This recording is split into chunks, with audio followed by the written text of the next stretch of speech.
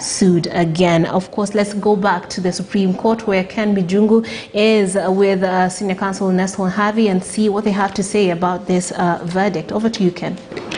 Yes, indeed, Trix. That was a big issue here, and in fact it was issue number one that was up for determination. However, as you mentioned, also the IBC was a big issue, and this is one of the issues that were canvassed by Nelson Havi and the team that were against the amendment of the Constitution via Article 256. And the ruling, Wakili, to me, if you look at 5 issues picked out of the 7, perhaps someone would argue that it was an indictment against the ruling that was done by the Constitutional Court and the Court of Appeal. No, Ken, somebody may want to take that argument, but it's an argument in intellectual idleness. Because when a judgment of the court is being written and read, it's based upon a myriad of issues. Yes. But what is determinative of that litigation is the final outcome. And truth be told, the basic structure doctrine was a big issue here. Yes.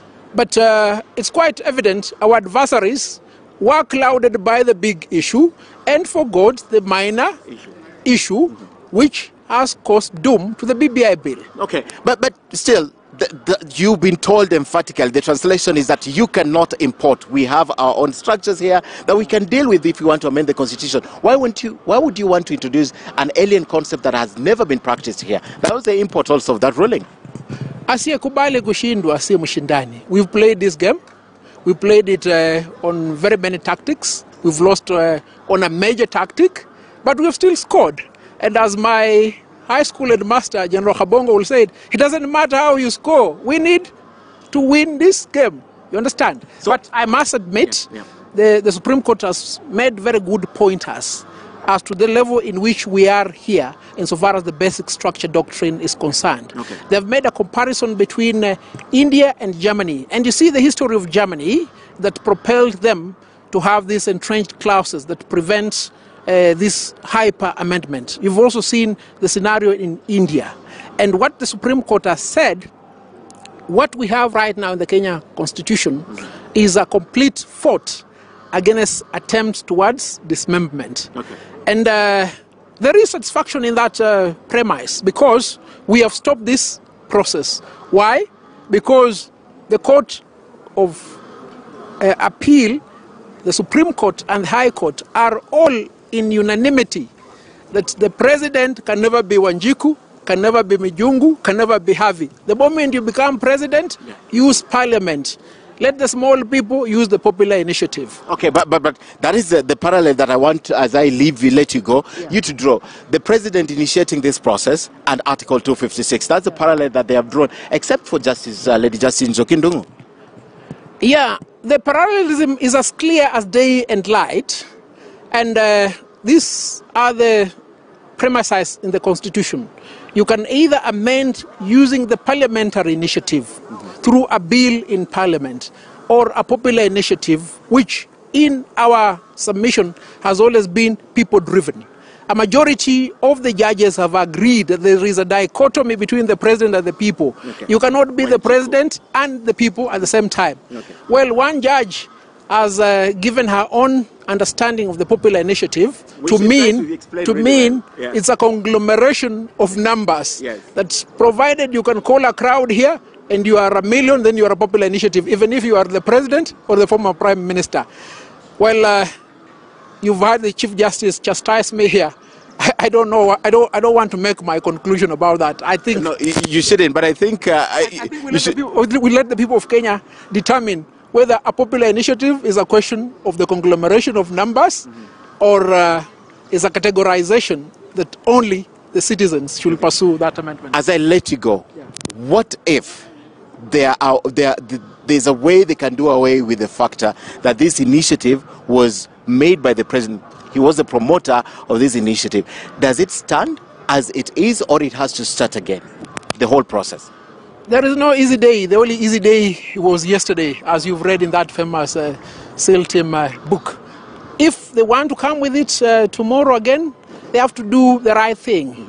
And this is the clarity with which these matters travel from the High Court, Court of Appeal to the Supreme Court.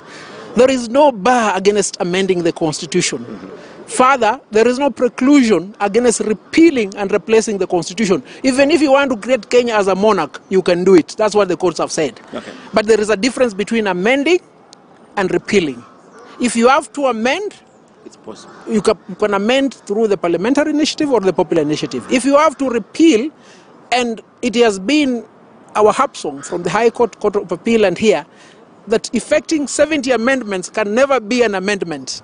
It is a repeal or the bringing into birth of a new constitution. Okay. And for that process, you must undertake the 4 sequential steps. Okay. So that if in future we seek to repeal the constitution, it can be done that way.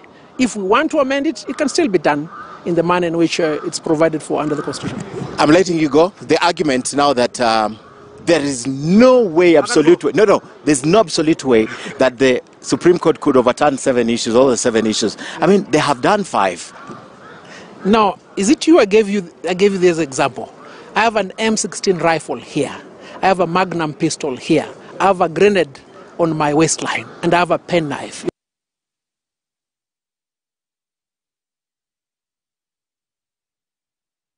Apologize for that hitch again, but we shall be reconnecting with my colleague Ken Mijungu and Senior Counsel Nelson Havi as they break down the 1,500-page judgment that, of course, shall be made available to the public later on so that we can get deeper into the facts that came out of this. And, of course, one of the major issues that was mentioned right there by my colleague was the IBC issue, and various of the justices came out with their opinions earlier on. CJ Koome says the IBC had no obligation to ensure promoters of the BBI complied with the requirements of public participation, but at the same time she spoke about the matter of its constitution. Another justice that spoke on that, and that was Justice William Oko, said the IBC was not fully constituted, and we had Justice Aizen Lenaola saying the IBC was curated and constituted to fulfill its mandate. There's so many other facets of this judgment that we shall be focusing on, and of course helping you understand what they mean, and of course what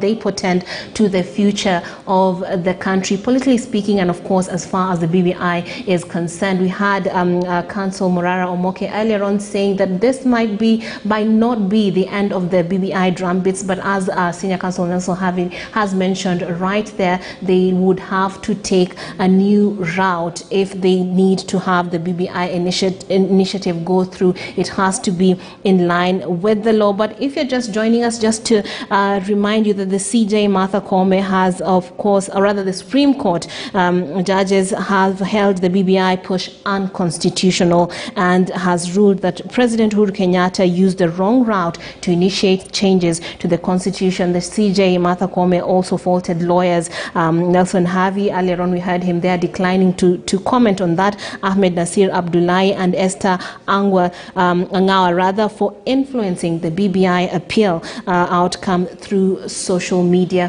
platforms. There's so much to break down, and of course keep it KTN News if you want to know more about this verdict that happened, or rather that concluded after 5-hour sessions. We shall be breaking